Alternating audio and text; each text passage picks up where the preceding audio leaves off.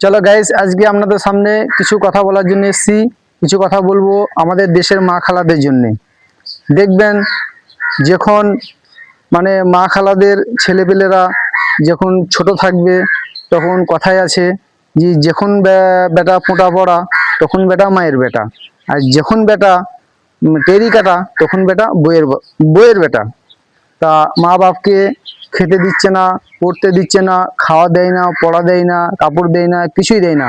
মা বাপ অন্যজনের কাছে গিয়ে বলে ছেলে খেতে দেয় না, পড়তে দেয় না। হ্যাঁ, এসব কথা আলোচনা করে। হ্যাঁ, এসব কথা আলোচনা করে মা বাপ সকলের কাছে আলোচনা করে। তা একটা জলসায় শুনছি যে একটা নেকির জন্যে মানে কুল কেয়ামতে এ মাথা থেকে ও মাথা পর্যন্ত ছুটে বেড়াবে। ছেলে মায়ের কাছে যাবে, তা বলবে যে একটা আমাকে নেকি দাও, একটা নেকি দিলে আমি জান্নাতে যাব। তাই ছেলে বলবে যে আমি একটা নেকির জন্য তো আমি আমি যে জান্নাতে যেতে পারছি না, তুমি আমাকে একটা নেকি দাও। তোমাকে আমি কোথায় পাবো আমি নেকি, তাই তোমাকে একটা দেবো। তাই ছেলে মাকে নেকি দেবে না। হ্যাঁ, এখন বর্তমান দুনিয়াতেই তো ছেলে মাকে খাবার দিচ্ছে না কিংবা কাপড় দিচ্ছে না, তাহলে ওইখানে কিয়ামতের দিনে কি করে সে নাকি একটা মাকে কিংবা বাপকে দিতে পারে? তা বর্তমান যুগে গাইস দেখবে যে শাশুড়ি থাকে, শাশুড়ি থাকে বউরা দেখতে পারে না। শাশুড়ি থাকে বউরা একদম দেখতে পারে না। তা যখন দেখবে যে নিজের শাশুড়িদের মেয়েরা যখন কোনো দোষ করবে, তখন কিন্তু শাশুড়িরা মেয়েদের কোনো দোষের কথা বলবে না এবং বলে না।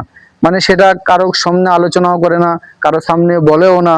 কিন্তু বাড়ির বউ যদি একটা কথা যদি বলে ফেলে কিংবা একটা কথা যদি দোষ করে, তাহলে গোটা গ্রাম আত্মীয় স্বজন সবাই শুনে নেয় যে অমুকের বউ অমুকের শাশুড়িকে এই কথা বলেছে, কেবা খেতে দেয় না, কেবা ভাত দেয় না।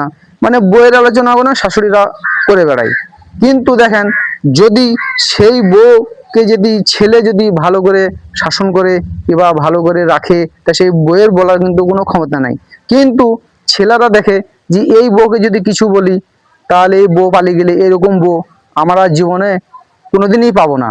ওই জন্যে বইয়ের জন্যে বইয়ের কথাই উঠে বসা করে মা বাপকে খেতে দেয় না, কিংবা মা বাপ কি করছে না করছে দেখার দরকার নেই। মা বাপ কার কাছে চাইছে না কারোর কাছে চাইছে না, এসব দেখার দরকার নেই। এবং দেখবে যারা চাকরি করে তারা বিদেশে থাকে, তাদের শ্বশুর শাশুড়িরা জ্বালা যন্ত্রণা করলে তাদের স্বামীকে ফোন করে বলে যে তোমার মা বাপ এত জ্বালান জ্বালাইছে, এত পেরেশানি করছে যে বাড়িতে টিকা যাবে না। তখন ছেলে ফোন করে বলে বেশ ঠিক আছে, এইভাবে গিয়ে ওটাকে বৃদ্ধাশ্রমে দিয়ে আসবো, বাড়িতে আর রাখবো না। তাহলে বই এখন সবকিছু। বউকে বইয়ের মতো রাখতে গেলে বইয়ের কথাও শুনতে হবে, মাকে মায়ের মতো দেখতে গেলে মায়ের কথা শুনতে হবে। গাইস, এইটাই বাস্তব। এই বাস্তবের কথা তুলে ধরলাম। ভালো লাগলে খুশি হলে একটু লাইক শেয়ার কমেন্ট আমাদের করবেন। আমার এই ভাগ্নে দু একটা কথা বলবে আপনাদের সামনে। এটাই সত্য, এটাই বাস্তব। আপনারা কোনোদিন